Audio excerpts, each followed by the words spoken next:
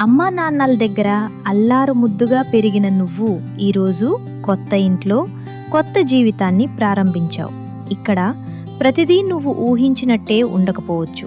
కొన్ని పరిస్థితులు నిన్ను పరీక్షించాయి, కొన్ని మాటలు నీ మనసును గాయపరిచాయి, కొన్ని కన్నీళ్లు నిశ్శబ్దంగా జారిపోయాయి. కానీ ఆ కన్నీళ్లు నీ బలాన్ని తగ్గించకూడదు. ఎందుకంటే నువ్వు విరిగిపోవడానికి పుట్టలేదు, వెలుగులా నిలవడానికి పుట్టావు.